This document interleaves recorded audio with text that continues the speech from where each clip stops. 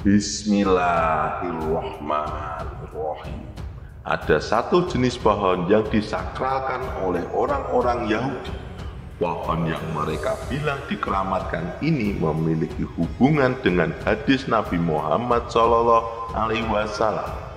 Pohon ini dibenci oleh umat Islam karena menjadi satu-satunya pohon penolong bagi kaum Yahudi ketika dunia telah berada di ambang kiamat kubra. Untuk itu, khusus di kesempatan kali ini, kita akan membahas tentang pohon harkat. Untuk itu, khusus di kesempatan kali ini, kita akan membahas tentang pohon harkat.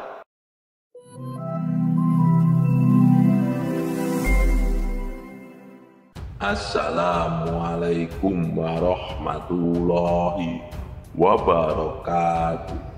Sahabat Superpedia yang dimuliakan Allah, semoga kita selalu dalam keadaan sehat walafiat. Amin. Ada sebuah hadis sahih yang menceritakan tentang pohon ini, di mana Nabi Muhammad SAW menyampaikan peristiwa yang belum terjadi. Bahkan di zaman kita pun masih belum terjadi, tetapi dipastikan peristiwa ini akan terjadi ketika akhir zaman nanti. Namun, mungkin saja banyak dari umat muslim yang belum mengenal hadis ini. Sementara itu umat lain yaitu bangsa Yahudi mengambil manfaat dari hadis ini. Dari Abu Hurairah, sesungguhnya Nabi Muhammad SAW bersabda, kiamat tidak akan terjadi sehingga kaum muslimin memerangi Yahudi. Lalu kaum muslimin akan membunuh mereka sampai setiap orang Yahudi bersembunyi di balik batu dan pohon. Tetapi batu dan pohon itu berkata, "Wahai muslim, wahai hamba Allah, ada orang Yahudi di belakangku. Kemarilah dan bunuhlah dia, kecuali pohon harkat, karena ia adalah pohon Yahudi." Hadis riwayat Bukhari dan Muslim. Pohon harkat atau yang biasa disebut dengan istilah pohon Yahudi memiliki nama ilmiah Lycium arabicum dan Nitraria retusa. Kedua nama tersebut merujuk pada jenis pohon harkat yang berbeda. Artinya, tanaman harkat ini memiliki dua jenis. Meskipun disebut pohon, bentuknya lebih mirip semak berluka. Harkat merupakan tumbuhan berduri yang memiliki duri bertekstur keras dan beracun. Tinggi tanaman ini bisa mencapai 1 hingga 2 meter, dengan daun berwarna hijau berbentuk menyerupai sendok kecil yang selalu tumbuh baik di musim panas maupun musim dingin. Tanaman ini juga memiliki bunga yang berwarna putih kebiru-biruan karena bentuknya seperti semak-semak dan sukar diberantas, serta batangnya yang berduri dan beracun. Tanaman harkat bukan termasuk tanaman produktif. Tanaman ini tidak memberikan manfaat banyak untuk manusia dan bisa dibilang sebagai tanaman benalu. Jika saatnya telah dekat, pasukan cahaya akhirnya akan menang dan semua makhluk akan melawan Yahudi.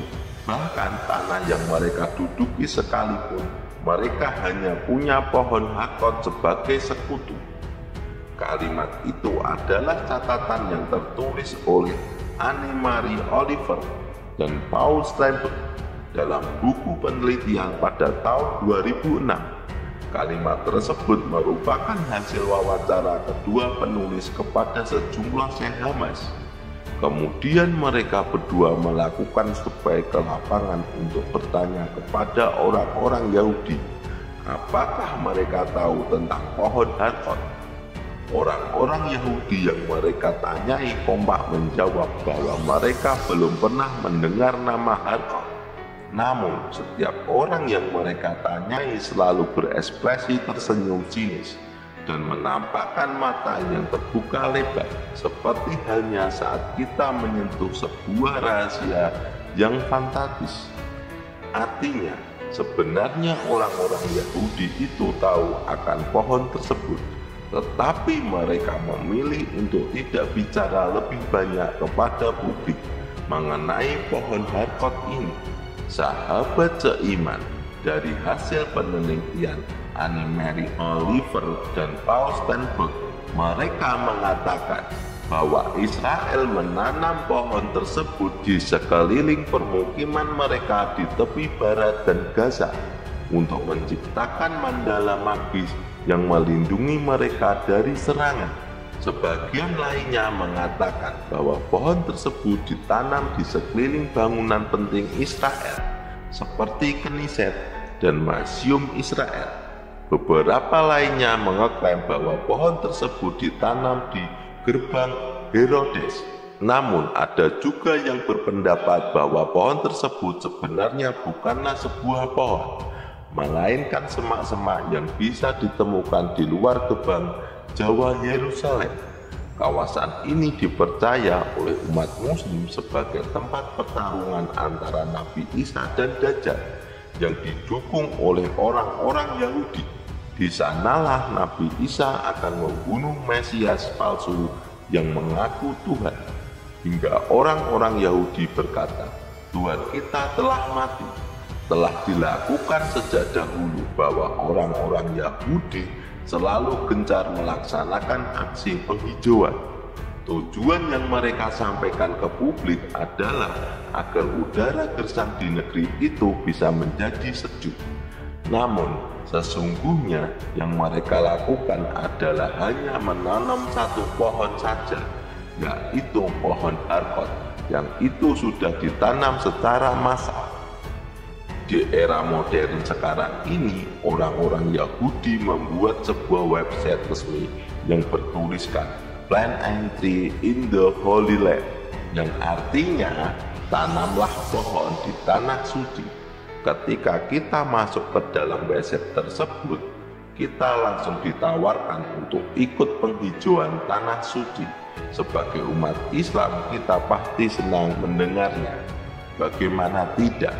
Kita bisa ikut andil dalam program penghijauan tanah Palestina. Namun bukan itu maksud mereka. Di website tersebut kita ditawarkan beberapa pilihan untuk menanam pohon ukuran S, M, L atau yang besar, yaitu SL. Dengan mengirimkan donasi mulai dari $3 saja, sebenarnya dari dana tersebut mereka berencana hanya akan menanam satu jenis pohon saja, yaitu Harkot. Tapi tanpa kita sadari, kita sedang memberi perlindungan untuk Yahudi.